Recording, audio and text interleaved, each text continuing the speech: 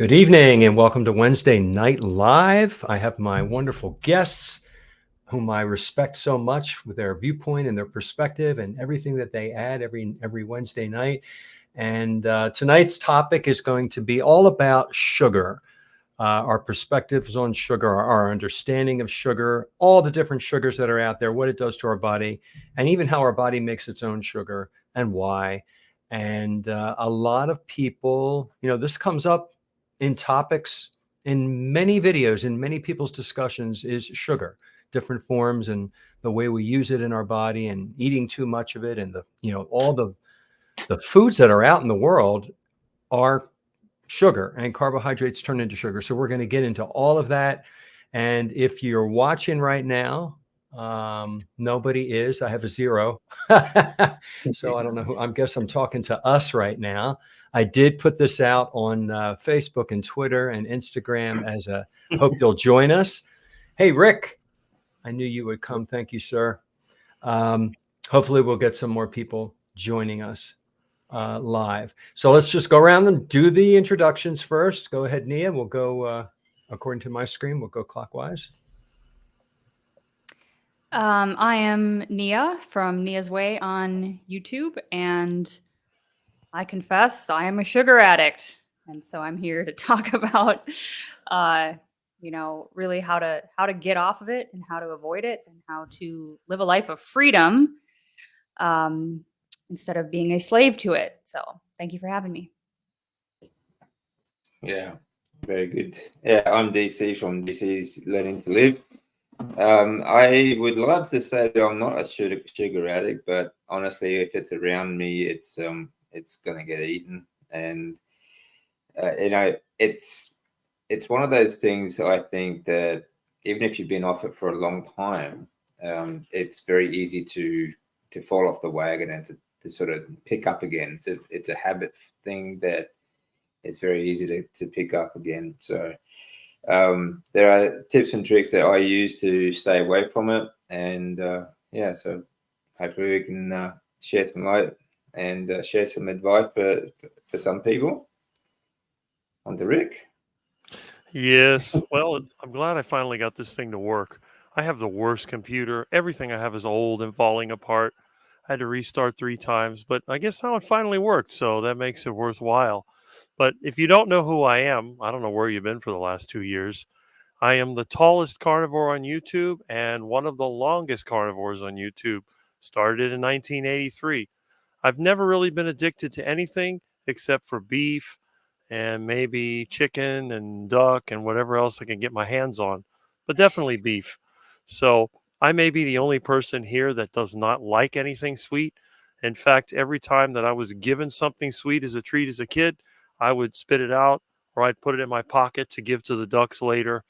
So I'm not the kind of person that most people would follow, and that's probably one of the reasons why I don't have the most popular YouTube channel.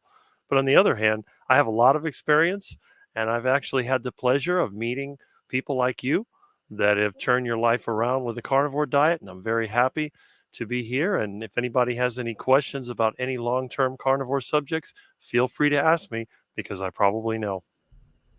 And I will attest to that.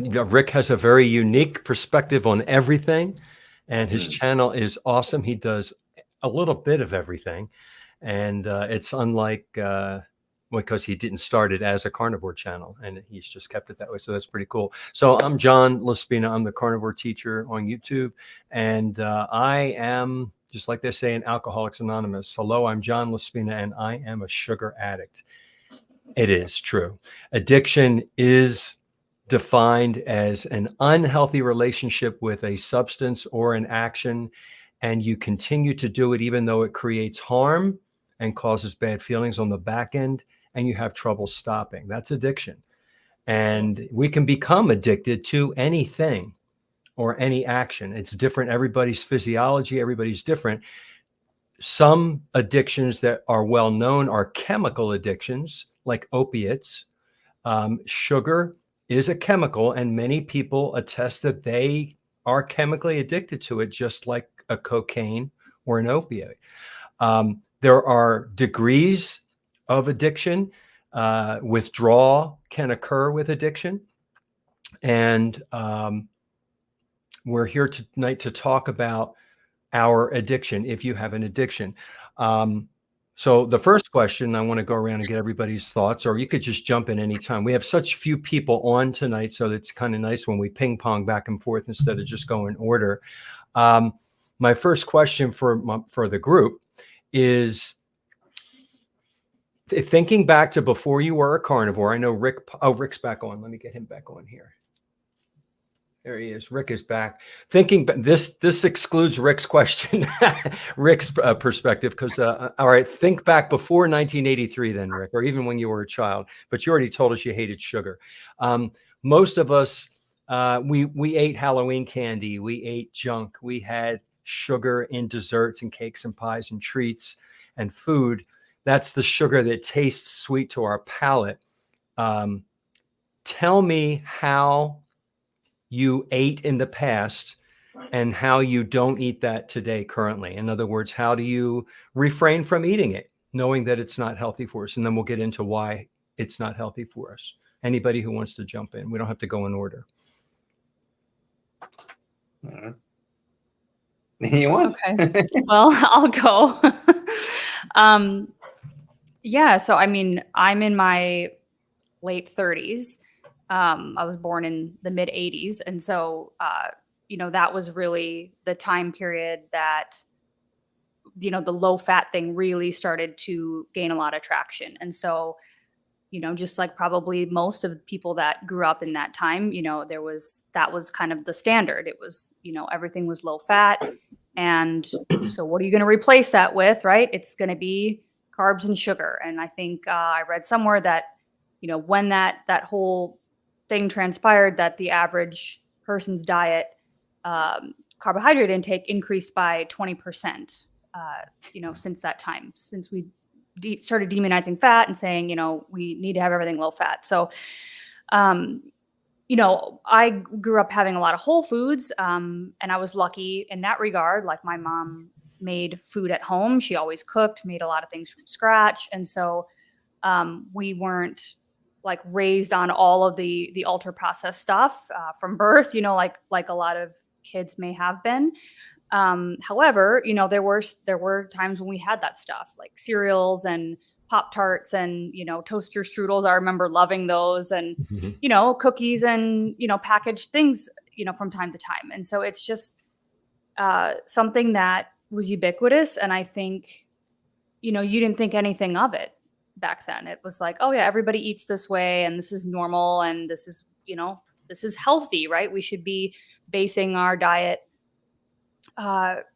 in whole grains and vegetables and lots of fiber and lots of variety of plants and all these kinds of things. And so, and as long as you're not eating fat, you're good, so even if you had dairy or meat products, they were always lean. And so, and then of course the substitutions for the saturated fat were the seed oils, right? So it was this weird combination of, no animal fats, but then substituting these fake plastic fats and then having an increase in carbohydrates. So, I think that is whether you realize that, whether you want to call it an addiction or not, I think it's when you eat that way for long enough, that is what your body desires. That's what you think is normal. That's what you think that you need in order to function, right? Have a snack every couple of hours to keep that blood sugar stable, all these kinds of things. And so it just takes a lot of work to undo that information. And I think for most of us, at least for me, I got to the point where I felt so miserable that I was ready to make a change. And that's when I realized really how addicted I was to sugar, because I didn't think I had a problem. I thought, oh yeah, I can moderate this stuff. Like, everybody eats a bag and a half, of Doritos in front of a movie. Like, that's totally normal, or eats a whole bucket of ice cream and, says, I'm just going to have one serving of this and it's going to last me all week. And then in 2 days it's gone. You know what I mean? Like, and then you realize like, oh, that's actually not normal. And that's not how we have ever eaten in the past. And so it's really just this process of understanding how we have been conditioned, what we think is normal, and then what our bodies are used to as normal, right? We think, oh, well, I have to eat sugar. I have to have this for energy, until you are miserable enough to try something different, right? And mainstream medicine is not helping you, and you've gone down every other pathway, then this is the only way left. And so that's really been my personal experience, was cutting things out slowly over the years and realizing, wow, these are hard to give up. And it's very easy, like you said in the beginning, to fall right back into it, even with, a couple of sweet things coming in. So those are kind of my initial thoughts. Yeah, well said. Yeah. Yeah, I agree. Like, we've had so much conditioning over the years. Like, I was born in the early 70s. So yeah, that was when the transition sort of really happened, like late 70s here in Australia. Like, everything went low fat and, heart healthy. Eat fat, and you get fat if you eat fat, and, it's bad for your heart and cholesterol. All that utter nonsense started. But, like growing up too, like, we were in a pretty poor family.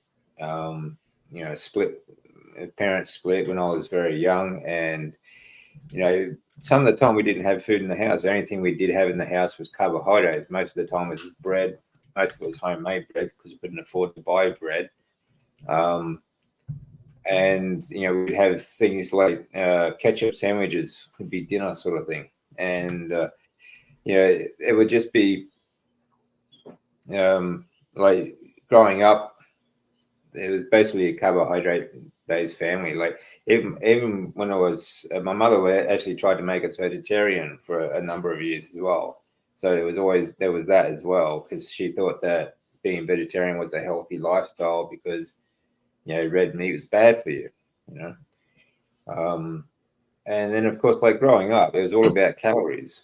If your calories are low, you'll be healthy. And even when I went to college, was the same thing. When I went to college much later than other people, because I had to pay for it myself, and I was sort of working my way through. But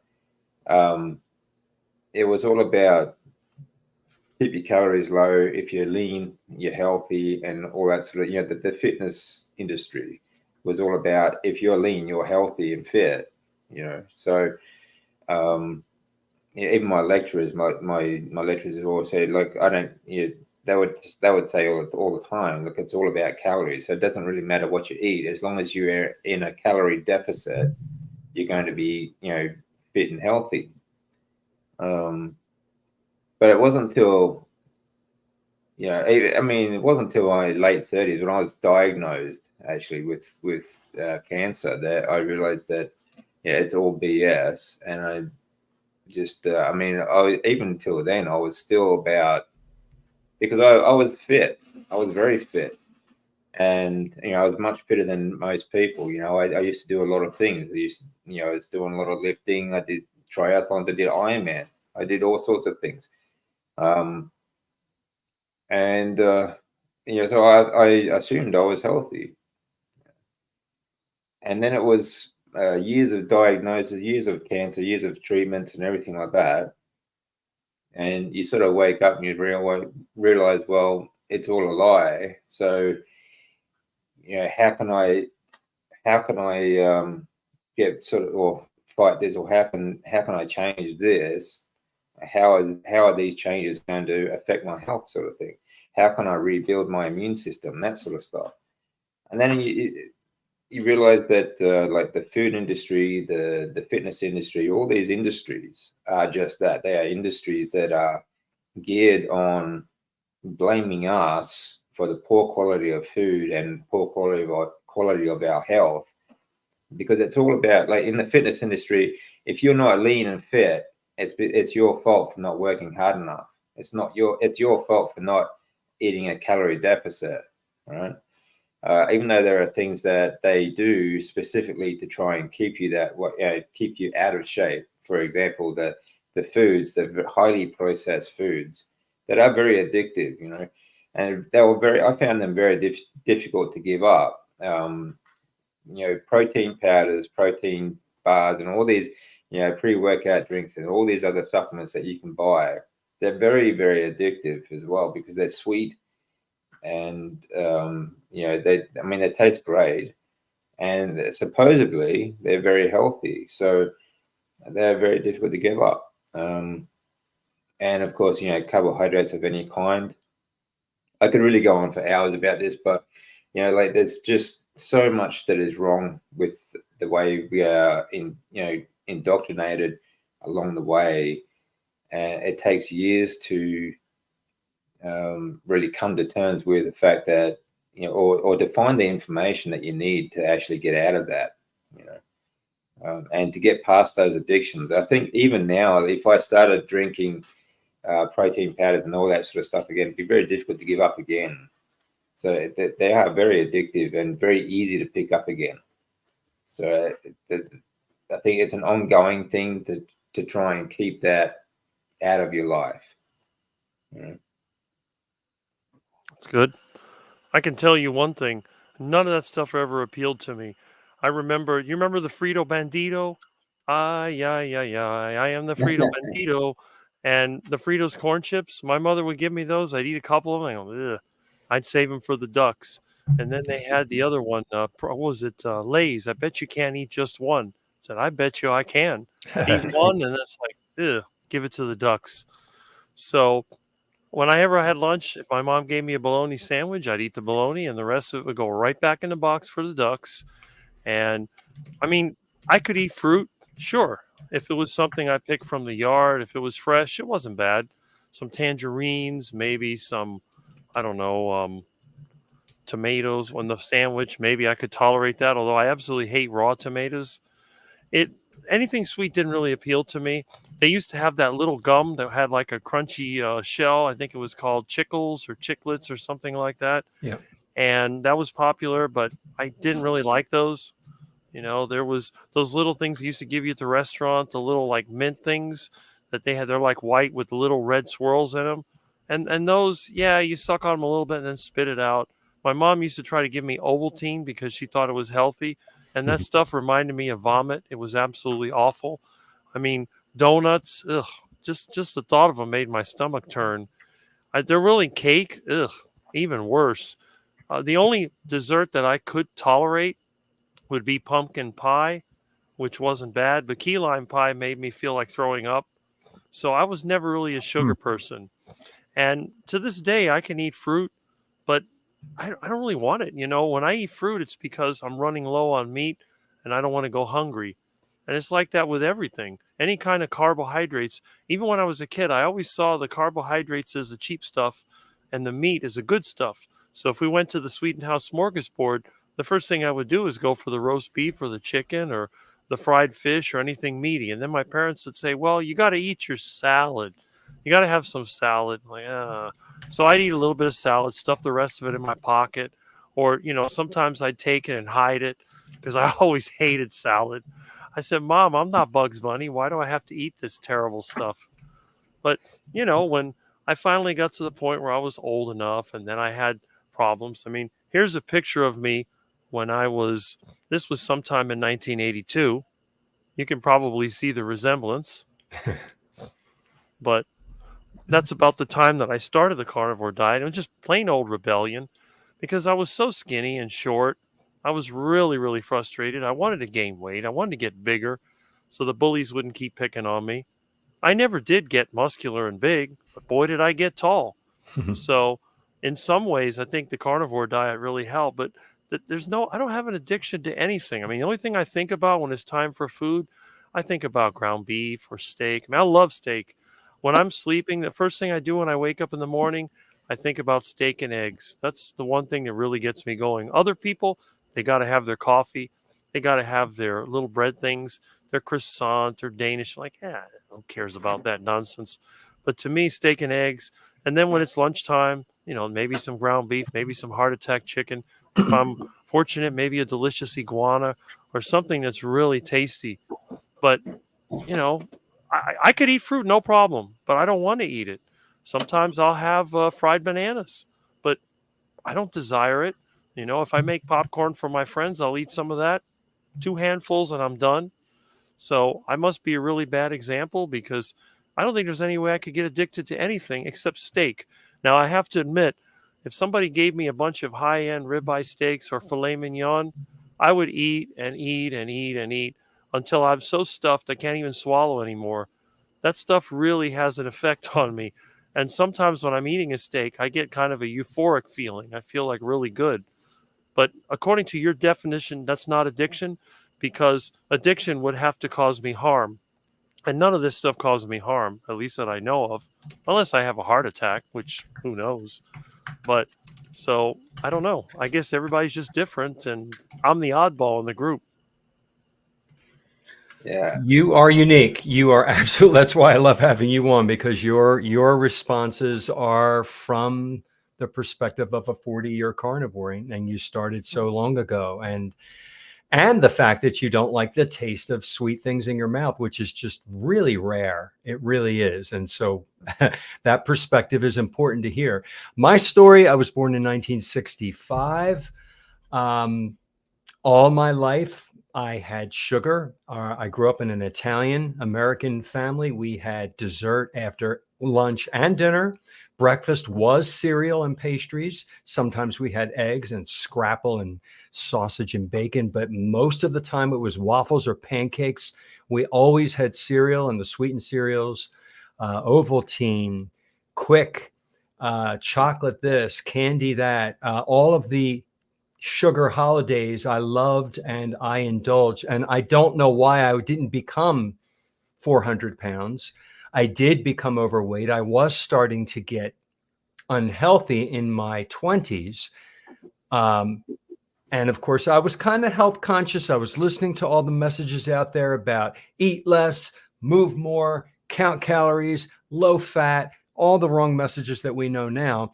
But I was extremely health conscious, and I tried to control things. I went on many, many diets, and I lost weight. And of course, I put it back on because I kept eating the junk. I couldn't stop. I'm that guy that sits in front of the TV with a bowl of ice cream, the big bowl of ice cream with magic shell and other things, crumpled cookies. And oh my gosh, I was an addict to sugar, loved sugar, had to have it, had M&Ms constantly. I ate sugar the way a smoker smokes a cigarette. I had to have a hit every hour or so because I would get these spikes and dips. And people can attest that I had a very roller coaster emotional attitude and emotions all over the place. And I tried to control them, and I didn't realize until recently that it was all about the sugar, because I don't have those roller coaster spikes and dips anymore because my body is level. And I have now, with a lot of the knowledge that I learned, I have tested my blood sugar with the blood glucose machine when I was learning, and I saw where my blood glucose was when I was in control of it. Now, health-wise, we get addicted to the sugar because it's also chemically addictive, but it's also psychologically addictive. We have it as part of holidays. It's part of social events. The pressure is on. Even now, when I'm out with friends, the pressure is on to have that piece of cake, to have the birthday cake when they're celebrating and wishing somebody happy birthday, to, when you're out anywhere, you have to abstain if you want to not have sugar. Now, I've become a pro at abstinence because for me now, I am an abstainer. There are two kinds of people. There's a moderator, supposedly, I don't know who they are, and there's an abstainer. And abstinence works for me. 100% abstinence, I typed it in one of the comments, is actually like super easy. The answer is always no and never. I don't touch it on my birthday. I don't touch sugar or sweet things or carbs on a holiday, at an event. It's just always no. And then I don't have to think about it. If I let one little bit in, then my brain, it turned a switch on. It's hard to explain, but that's the addiction part. And then I bargain with myself and I rationalize to get more. I can just have one a day. Oh, I can just have one after every meal. And I start making excuses to get at my addiction. And then I have to realize, oh, where am I going with this again? And that's when I said in the comments also, I have made a million mistakes. I've fallen off the wagon so many times, and I learned from those mistakes. And I learned that just like an alcoholic can't have one single drink. They can't. That's me.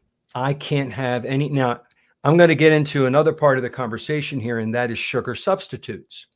Because, okay, we know what sugar does to our blood and our chemistry, but there are some sugar substitutes that don't do that glycemic response, such as monk fruit and stevia and allulose and erythritol. Those are the less bad ones. There's some really bad ones that mess up your gut bacteria and your mental health.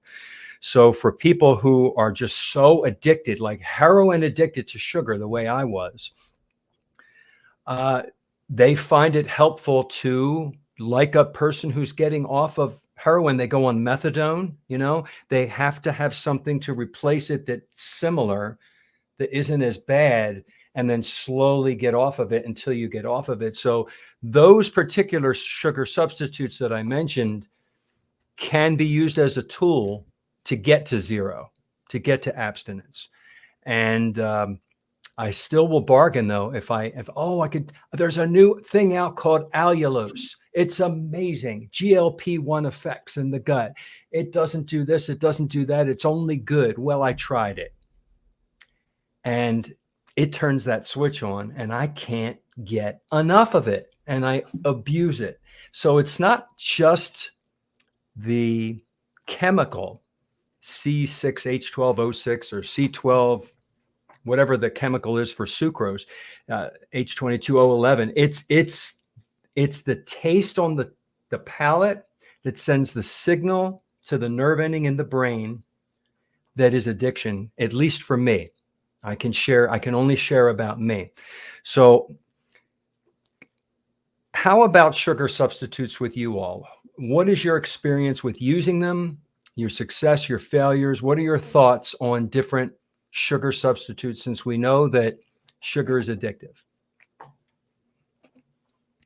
Well, I will say off the bat that, what you're describing right there is the cephalic response, which is, I think, that's really all I need to know about any sugar substitutes, to be honest. When I was keto-ish before, I first found carnivore, I was trying to make those erythritol fat bombs and, using all these other, I think I tried monk fruit, but mainly it was erythritol and a couple other things. And though I reacted real bad to those gut wise, but I think, just the taste, if it tastes sweet, your brain recognizes that, and it's going to start the cascade of all of the digestive enzymes. You're probably going to get an insulin response in preparation for the digestion of glucose to happen. So for me, I just avoid all of them because they trigger, just like you said, the exact same response, I think.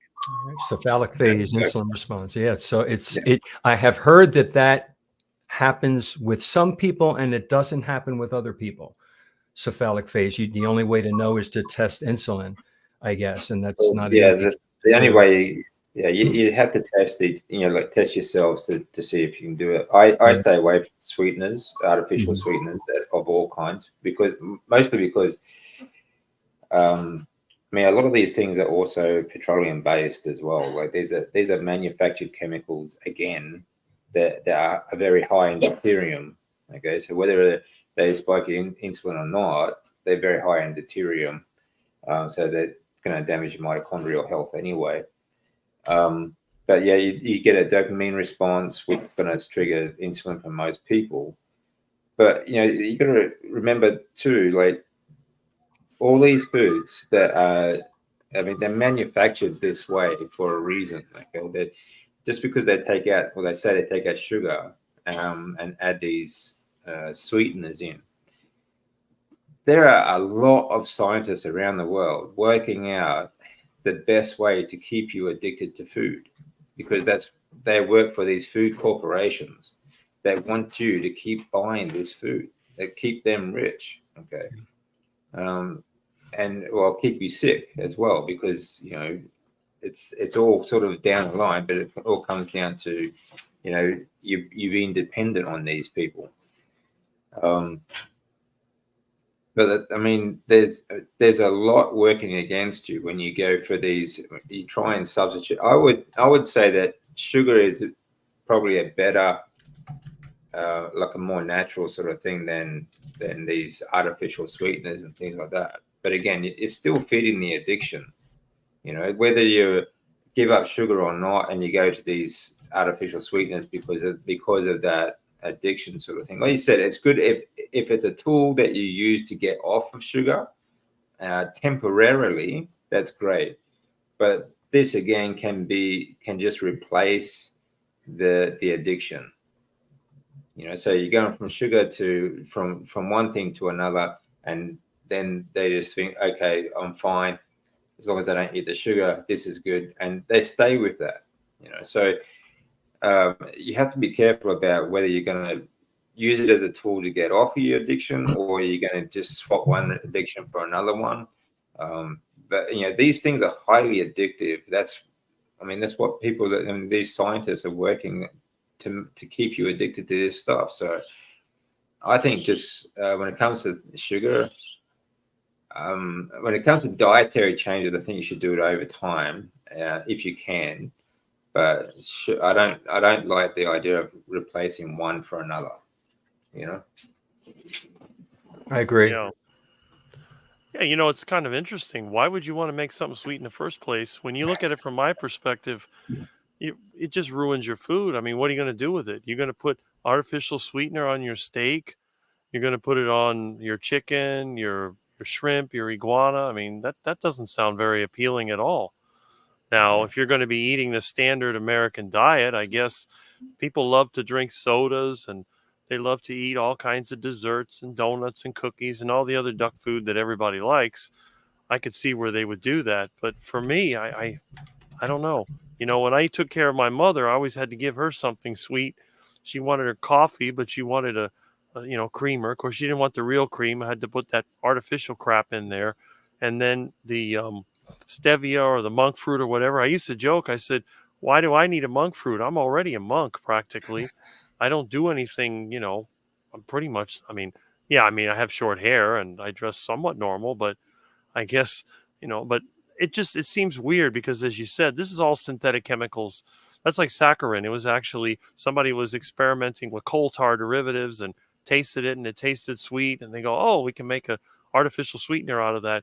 Because even back then they knew that sugar tended to make people fat. But for me, I don't see the point.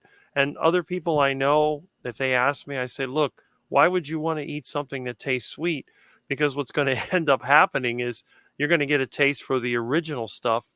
And then when some of that sweet food is floating around, you're going to go, well, I think I'll have it just this once, and then twice, and then 3 times. And like you said, pretty soon you got the whole tub of ice cream, and they're over there scooping it down. And I got a friend that tried to start the keto diet, and as soon as he got some ice cream, he emptied that tub out in like one day. I don't know. I think the thing, it's like a kind of squarish looking cardboard tub. I don't know how much ice cream is in there, but to go through that in a day, that has to be a lot of sugar. I mean, for me as a kid, one ice cream cone was enough to make me throw up. They always give you like an ice cream cone as a treat. So what I would do a lot of times, I'd take a couple of bites out of it and then leave it somewhere to melt. Then I could dump it out. Then I could give the ice cream cone to the ducks. But it just seems like if you're going to get that sweet taste, it's only a matter of time before you're going to go for the real thing. And it's like you said, if somebody was smoking cigarettes and they're trying to get away from it, would they try to smoke some kind of herbal cigarette to think, oh, that'll keep me away from the real one? I guess some of them use the little vaping pens, but it seems like they always go back to smoking. So, I don't see the point of it, but that's just my view. No, it's a perspective that is obvious, honestly, actually. People who smoke, they vape, but that nicotine is a chemical that is chemically addictive, and then they're also addicted to the behaviors associated with smoking. It's my mother couldn't quit until the day she died from it. I've seen it destroy lives, and now we're seeing sugar destroying people's lives. People are having their feet amputated and their toes amputated because their diabetes that they're giving themselves by eating sugar for most of their lives is causing them to have type 2 diabetes and all the complications that go with it. And it's really sad. A question popped up here, and it's pretty interesting. Some people, when they're trying to make some changes in their life and get away from junk, they need to replace it. Sometimes they like gum. And I don't know what your knowledge is about gum, but from my memory, gum, at least the sugar-free gum, has xylitol, which is a sugar alcohol similar to erythritol and all the atols. And I guess it's less bad is what Dr. Berry often uses. Instead of saying this is bad and this is good, it's less bad than sugared gum, just like diet soda is less bad than regular Coca-Cola. I don't know if it is less bad than sugar, though. Well, it's a different bad. Let's put it that way. It could be less bad, but it could come with other things that are harmful, like you said, because a lot of those chemicals come from petroleum products and everything. So that's another thing to think about when you're talking about the replacements. The sugar that comes in fruit is glucose and fructose, and it's also sucrose. There's 3 sugars in most fruits, and it's different ratios. And it's the fructose part of all the molecules that make something taste sweet. Glucose by itself really is not sweet. Everybody knows not everybody doesn't know, but I guess starch is a long string of glucose molecules, but that's it. It's a polysaccharide. And when it touches the amylase in our mouth and in our stomach, it starts to break those apart, and you have simple sugar. You have a monosaccharide called glucose, and it's not sweet. Galactose is part of the lactose in the milk. That's glucose and galactose. Milk, people don't usually describe milk as sweet. It's not necessarily sweet because it's missing the monosaccharide fructose. So everything with fructose is what we're used to, that thing on our tongue, our taste buds, that's called sweet. And so you've got honey, which is kind of like 60% fructose and 40% glucose, maple syrup. High fructose corn syrup is basically the same as table sugar. It's 50-50 usually, but it's a different molecular structure. I learned a lot about the molecules, and because I was addicted to them. And so when I learned about them, I'm like, okay, this is why I'm addicted to these things. I have to get off of them 100%. Like DC said, I can't, if I do the sugar substitute, then I've replaced it with that. And now that's in my life for how long? Right. And then, like Rick said, then you start to go to the original thing that was sweetened with real sugar because you're having the sugar substitute. It's kind of like having ice cream that's all sugar-free with all the sugar substitutes, and you have it over and over again. And you're like, well, I might as well just have the real stuff because you're already there almost. It's so true. This is so tricky. And so many people will argue and bargain with themselves to get at this in their brain. Oh, I'm just going to try this. And if you're honest with yourself, you realize I can't do it. I can't just have a little bit. The phrase that I hate the most is what is it called? When they say you can have a little bit. Oh, just a little bit is okay. A little bit in everything is okay. Everything in moderation. Moderation. Oh, I hate that phrase. Is good. I hate that phrase. My mother used to use that phrase. People whom I've had discussions with about this way of eating, they use that phrase to argue with me. And I'm like, oh, and I don't know where to start with that. So I try to talk about addiction and compare it to an alcoholic or a heroin user. But it's too bad. The only thing, it's too bad about these computers is you can't just reach through and slap them in the face sometimes. Or even in person. You can't slap somebody in the face in person. Well, and I would, if I could just interject this one thing please. too. A couple interviews back on my podcast channel, I was talking to Mitch, Old Guy Carnivore, and he talked in depth about this idea too, which I think we forget about, that, we're talking about being addicted to sugar and even these artificial sweeteners, right? They just seem to flip the switch for some of us. That there's actually nothing inherently pathological about that. Like that's actually a survival mechanism, right? Yeah. Because in the past, sugar would not have been, it would have been in these very rare forms, right? That were probably very seasonal. And so you didn't have this hyperabundance of sweet everything around. So if you were in a lean time or you didn't kill something or you're coming up on a long winter, you live in a cold climate, then it actually would have been advantageous for you to have that switch flip to where like you can think about nothing else but consuming the living crap out of all the sugar you can get your hands on, clawing through the dirt to get whatever tubers you can dig up, like you would have been more likely to survive. So when you think about it like that, all of us addicts over here, it's like, it's probably we got the strong genes or something. I don't know, because really that's how we would have behaved in the Well, wild, so to speak. I mean, So that's exactly right. I mean, it is a very much a seasonal thing too. Like that's why even now today, people always put on more weight in winter Mm-hmm.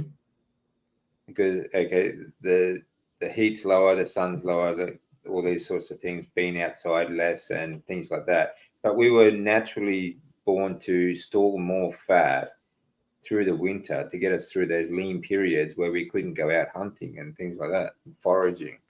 So, that's what it's in our DNA. It's how we've survived the millennia, of all these. We've had, so many different ice ages throughout the period, throughout our our evolution. That this is how we got through these lean periods. Yeah, think about how the bears fatten up. What do? They eat berries. Right. They fatten up by eating berries and fruits and vegetables, that sort of stuff. Wild growing things that only grow seasonally. Right. And what do we have access to? We have access because of transportation. We have grocery stores with produce departments with and all of this fruit that was not even picked from the trees ripe. Well. Right. They were picked not ripe. And they ripen in the trucks and in the warehouses before they get to the shelves. So they're even worse for us. They have a higher level of oxalates and phytates and lectins because they were picked unripe. And we have access to all of this. And we think, I know when I grew up, they, eat your fruit and vegetables.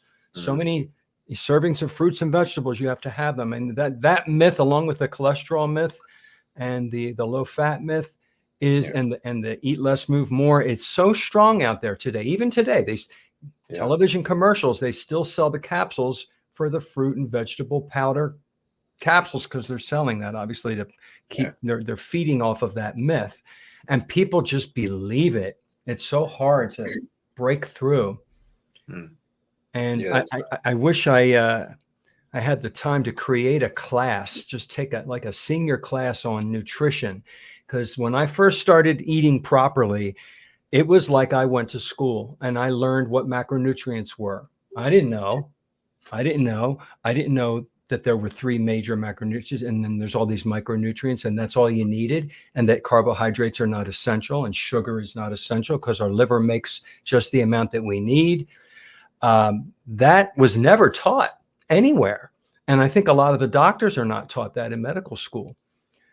So I think it's important that, that we have these channels and we get the message out. We need to go back to teaching some of the basics of what is nutrition. And nutrition has never really been taught. It hasn't. And it doesn't. I mean, now even speaking to like some doctors here in Australia, it's when doctors study in university now, it's not a requisite at all, and it is an optional course, but it only lasts like the first 3 hours of a day, like 3 hours in one day, and that's it. That's it. That's just once. That's part of their degree. So they don't learn anything about nutrition. And like my degree is in sports science. So we do a lot about nutrition, but it's all about the macronutrients, not so much the micronutrients. And it's all about balanced diet, getting all 3 of your macros, being your carbohydrates, your fats, and your proteins, but they don't go into the micronutrients, and they don't go into the, and basically what they teach nowadays is even worse than when I went through college. It's more plant-based, It is. You're right. Yeah. plant-based vitamins and nutrients. It's all plant-based sort of stuff. Like even when I was in college, like it was still all about low-fat, lean meats that and so like 70% of your plate was carbohydrates basically, because they would separate the fruit and vegetable, because that wasn't so much your carbohydrates, that were negative calories that your body just breaks down all into vitamins and nutrients, but that breakdown actually takes more calories than you're actually consuming, so we actually count them as negative calories. And then they separate that to rice and potatoes and all your starchy carbs. So it's just wrong. It's just completely absolute nonsense. So, but that's why like personal trainers and coaches and things like that in the fitness industry today are still teaching that same garbage. They are. I've been in arguments with people online. Usually fitness experts, they think they're fitness experts, bodybuilders, and they fight to the death that carbohydrates are essential. I need them for, how are you going to grow your muscles without carbs? Yeah. And they are, I try to explain to them about what ketones, becoming fat adapted, and the enormous amount of energy that we just walk around with on our body. Your muscles themselves are, made up or thrive on amino acids. Exactly. It's got nothing to do with carbohydrates. Well, they're hydrophilic, so they draw the water in. When you have a lot of carbs, for every molecule of glucose, there's a molecule of water, so it looks bigger, but it's not necessarily bigger, Yeah. And that's what they're arguing. So sugar is now here's the thing, and let's go around and talk about this. A lot of people in our community don't understand that we absolutely have to have glucose in our body. We have to have it. Our red blood cells must have it. There are certain parts of our brain that use it. Parts of our optic nerve will only work on glucose. So, through gluconeogenesis, if we're not taking it in through our food, our liver automatically senses what deficit our body has, and it generates just the amount of glucose, usually around 4 grams, depending on your body weight, to supply all of that. And you're not in a deficit. But a lot of people don't understand that concept, that we absolutely have to have glucose. This is why type 1 diabetics will starve to death, because their insulin can't get the glucose into the cells for energy. They can't get into the certain parts of the red blood cells that need it. What are your thoughts on just the right amount of glucose and your knowledge about that? Yeah. Yeah, I think that as soon as I learned about that my liver could make its own sugar, like my body can make its own sugar, that just all made sense to me. It's like, well, that's the way it should be, right? Because, I think, what is it, depending on how big of a human you are, how much total liters of blood you have, it's only something like a teaspoon of sugar is what is circulating, approximately what is like the balance level circulating around your entire body. And then you think about, I was actually somewhere the other day and saw, where was I? Maybe it was social media. I don't remember, but it was like they had all pinned up to a board, like a can of Coke and then a bag containing how many, teaspoons or grams of sugar are in that beverage. And then they had like Gatorade and some other energy drink and a coffee beverage and something like that. So you can visually see, like, this is literally like a cup of sugar. You know what I mean? That's what you're ingesting when you consume something like that. And so if you just, common sense just dictates that, okay, if I'm an average size human with an average, blood capacity or content or whatever, and there's 1 teaspoon of sugar in my entire body right now, that's not very much, And so if I'm consuming on a regular basis all of this sugar, like that can't possibly be healthy, right? And so my body clearly can make the amount it needs depending on the activity I'm doing, depending on the stress level I'm in, because all these different conditions affect our, whether our blood sugar goes up or down. And so, exercise, all that kind of stuff. So, yeah, it makes sense that the body is intelligent and knows what it needs, right? And it's going to use fat for fuel. It's going to be more efficient at doing that than using sugar because it's something that we can store, and then access when our insulin is low enough, which would be, nearly all the time if we're not consuming tons of exogenous sugar all the time. So it makes perfect sense to me. I know there's a debate among like athletes in particular, and maybe DC, you can speak to this more about like, runners and people that do marathons or cyclists and all this stuff. They're like, oh, I need carbs for this endurance. I know there's kind of a hot debate on that, but just for us regular average people, like, yeah, I don't need to consume any to feel good. No, that's right. I mean, athletes especially have been ingrained to believe that they need carbohydrates for everything. They do and especially endurance athletes. And I used to do the same thing. When I did marathons and stuff when I was younger, we did carbo loading, right? But there's a problem with this carbo loading sort of nonsense too. Is that one, you don't for a week before they'll start eating a heap of these carbs, thinking that this will give them energy for the event. But all it does is make them fat and heavy and bloated for the event. So it really is working against them. It's very detrimental. And you can see this in times. These times are like today's times compared to equipment that is available to athletes today and 100 years ago. There's not much difference in times in these events. There are records that are only beaten by like a few milliseconds, some of them in the last 100 years. And when you consider the development in technology of equipment, the athlete themselves have not gained any actual speed or strength and so on. But I think a lot of it is because the athletes back 100 years ago they ate mostly meat. They ate a heavy meat diet compared to the athletes of today. And when they do things like carbo load, basically all they're doing is getting themselves fat and then trying to work that off through the event itself, which is not going to work because they're not fat adapted. They'll get up, they'll have breakfast, and they'll do the event. They're not going to be fat adapted, so they're not going to use those fat stores or energy stores to further their place in the event. So to me, it just works against them, completely.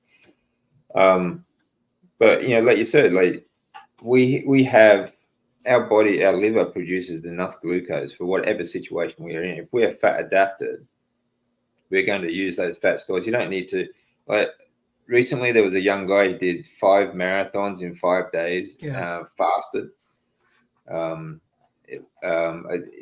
Kay did an interview with him, and he didn't 5 days. He fasted, did nothing, Right. Where's that energy coming from? Right. That's right. It's coming from his fat. So, and he did. I mean, I'm not saying he didn't do very fast times, but he's not an athlete. He was not a marathon runner beforehand. The first marathon he ever did was day 1. All right. And day 5, he did his 5th marathon. So these are the only marathons he's ever done.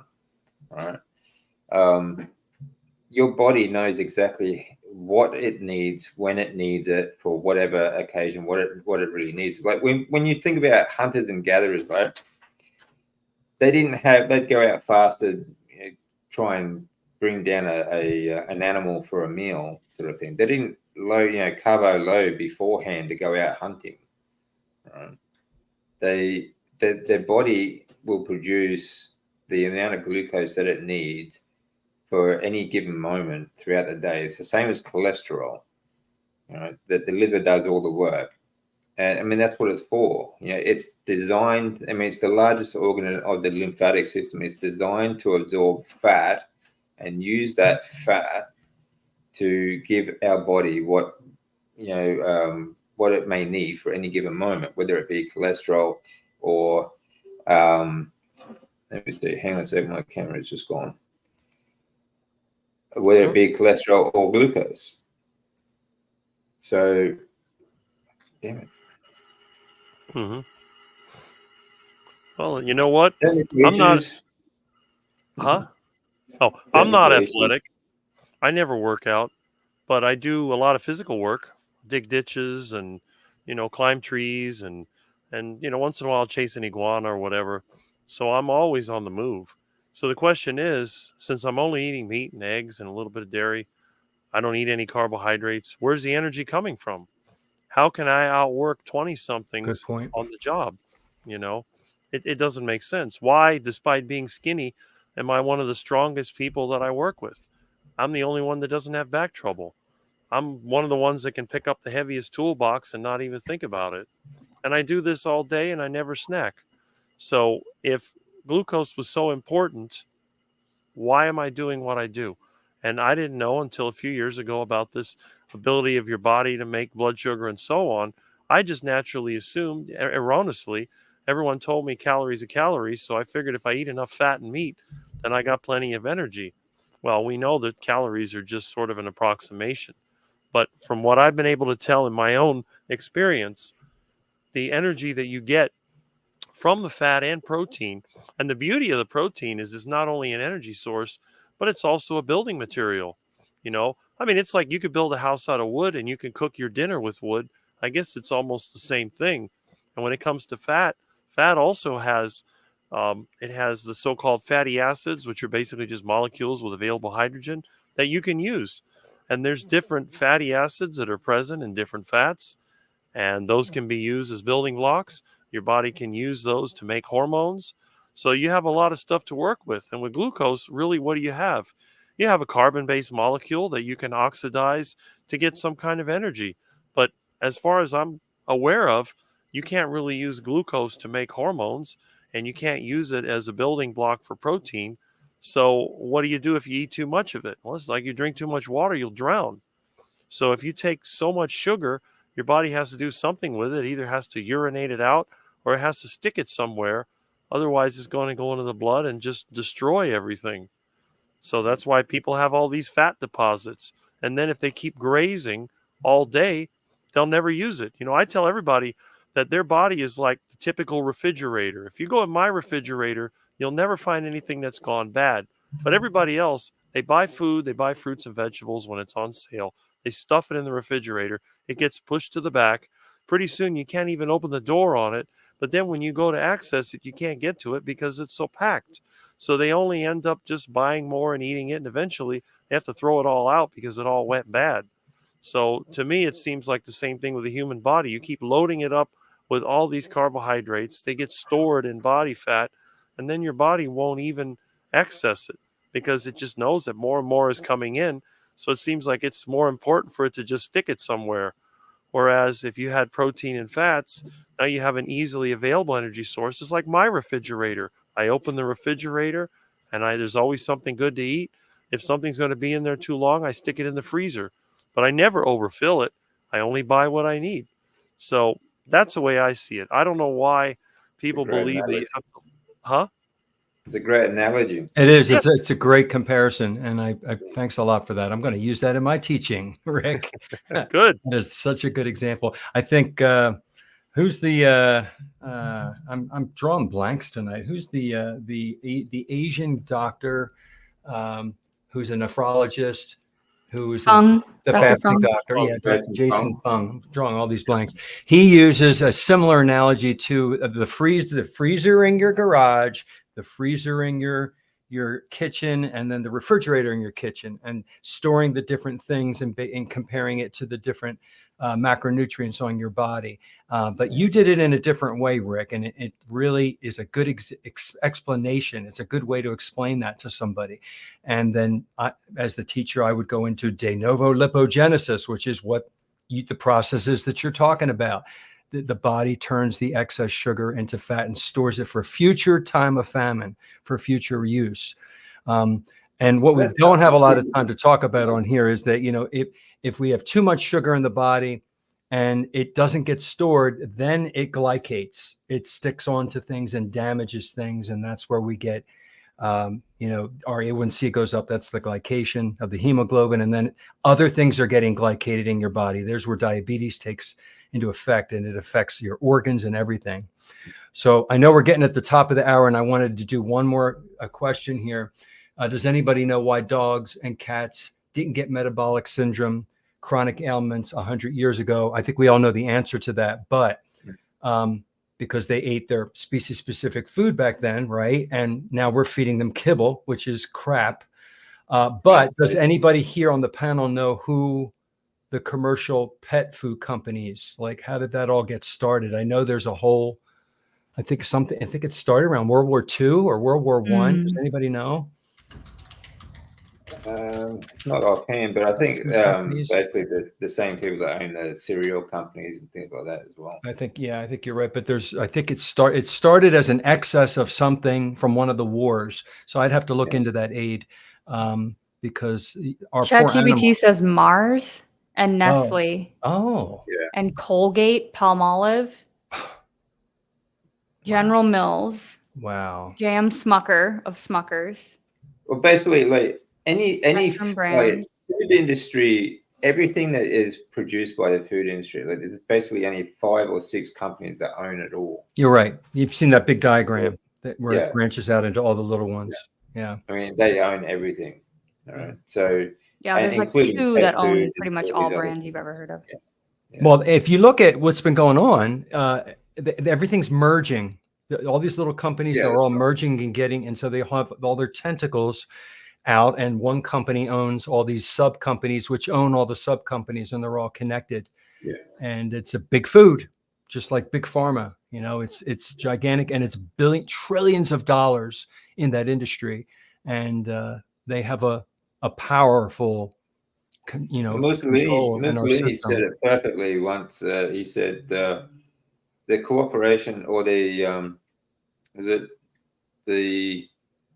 influence of corporation and government working together is the perfect definition of fascism. Oh boy. Something like that. It's the cooperation of state and corporate powers. Yeah, that's right. Yep. Yeah, exactly. Make everything the collective term. Well, and that's why, at the end of the day, this is more, we talk about the artificial sweeteners and things like that too. It's like, even if you could get away with that stuff and it didn't trigger you and it didn't make you want sugar and it didn't harm your digestion or your brain or any of these other things, like, why would you want to buy products from any company like that who doesn't give one iota of a care about your metabolic health, your mental health, your health in general? These are mega corporations, and like, I'm all for business and people making money and all that kind of stuff, but this is out of control, and so really the power is in our hands to stop buying this stuff, stop consuming it, even as a boycott, even if you can moderate these foods, if I could do that, I still wouldn't buy them. I still wouldn't eat them because it goes against kind of my moral compass in a way, But we have to have that knowledge. We have to understand that. And what's working against us is all the commercials, all the advertising, and people are taking it in subliminally. It's just on everywhere. It's on social media and in all the side boxes everywhere. If people don't watch TV, it is in your face constantly. So you have to be aware that they're doing that to us so that you can, not fall prey to it. And the thing is, they own these corporations own these so-called organizations, like ADA and things like that, like cancer foundations, all these things, all these so-called better health sort of corporations, basically, is what they are. But they're all owned by big food. And, it's like Nia said, like, if you want to be healthy, it doesn't matter whether it's whether you feel good now or not. If you want to be healthy, stop buying the poison. You're the only one that can put them out of business. We put them out of business by stop buying their garbage. You want to be independent? Stop buying the poison. Yep. If everybody lived like I did, they'd all be out of business. Everything from the entertainment industry, the media, the food Pharmacies too, the corporations, farm. Yeah. everybody, they'd all be out of business. The only people you'd have people that sell real things, the auto parts, maybe the home center, farmers, ranchers, they'd be doing fine. But all these big corporations, they'd have to shut their doors. I mean, can you imagine somebody that doesn't eat anything except meat, eggs, a little bit of dairy, and if he does eat fruit or vegetables, it comes from his own yard? Because my principles for many years have been like, I want to cut out the middleman. That's the main thing. The more I can cut out the middleman, the happier I am. That's why a lot of times I'll do things myself. Even I could probably get somebody to do it cheaper, but I'd rather do it myself because I get the experience of doing it. And you know what? I think you have to have a certain amount of hardship because otherwise you take everything for granted. And then next thing you know, you become just like one of those animals, one of those pets that sits around all day and it's fat. It eats a bunch of processed food. My cats ate nothing but meat and drank water. They lived between 16 and 21 years old, never went to the vet. I know people, they spend thousands of dollars on their animal to get the cancer removed and hip replacement and all this other stuff. And I tell them, you know what? That animal's old. That thing's only going to last another year or so. You might as well just let it die. And of course, I'm the bad guy when I say that. So what did they used to do 100 years ago? They take them out back and, that's how they got rid of them. And you get another one. Try again. But they don't think anything about feeding them a bunch of that kibble crap that comes from these big companies instead of taking the time to make them a real, get some meat, cut it up, give it to them. That's, to me, if I have a pet, I feel like I'm abusing them if I'm giving them commercial pet food. But if I'm out there getting raw meat and organs and all the things that they like to eat, I feel like I'm doing my part, and they do much better. And they didn't have veterinarians for most of human history. Yeah. So they got us in a system now where we're dependent. And remember, the establishment hates independent people more than anybody. If you're independent, you're public enemy number one to them. Yep. Good point. All right, let's go around the circle. We're past the hour. Tell us your YouTube channel and how people can find you. Start with Nia. I'm Nia at Nia's Way, and my podcast channel is at Nia M Nova. And Carnivore and Carnivore Lifestyle. And I'm Rick. My channel is known as Charger Mopar. I don't do social media, so you won't find me on Instagram or any of Facebook or any of those. I'm only on YouTube. It's just a hobby. But all you have to do is look for a video where it's labeled 40-year carnivore or Rick, ducks or iguanas or something like that, iguana cooking, and you'll find me. So Charger Mopar and in YouTube, and that's about the best way to find me. On DC, you'll find me on YouTube. I do have some social media, but you can check that from YouTube as well. My channel is just a bit of everything, a bit of a vlog, a bit of a podcast. Do a lot of interviews. Mostly, I'm just trying to get people to be more independent health-wise, trying to get them healthy or show them how you can be healthy as well, because I've literally come back from death's door and I'm feeling pretty good at the moment. So I'm actually this month 10 years in remission. Wow. After being stage 4 twice Congrats. in 2 years. Yeah. So I'm actually stoked about that at the moment. So this month is a bit of a celebration month for me. So that's come great. check it out. Congratulations. Yay. You are an inspiration and a story everybody needs to hear. Everybody who's fighting cancer or is afraid of cancer. I'm John Laspina. I'm the Carnivore Teacher on YouTube. I do use a lot of social media, but I put my videos on Facebook. I put the same video that's on YouTube. I put a link to Instagram and to I can't think of it. There's a few others that I put them on there. So just look for Carnivore Teacher. And I try to get the message out. I want to reach as many people as I can. And some people have left comments saying, thank you. I didn't know this. I didn't know that. they're getting aha moments just like I get from some doctors and nutritionists that I follow on YouTube. And that's my goal, is to reach people. They can make changes in their lives to improve their life by eating, what I call, what Dr. Berry calls the proper human diet, which is carnivore. If you have a few plants, some people call that ketovore. I disagree. I think it's healthiest to go carnivore, but as long as you're not ultra processed food and fast food and sugar and carbs and seed oils, you're better. And so that's the messages that I try to get out there. I want to thank you all for coming on. Everybody's perspective is so complimentary, and it helps people get a well-rounded answer to the questions and the topics. And have a great night. I'll see you next Wednesday, I hope. I'm going to end that. See you, everyone. All right.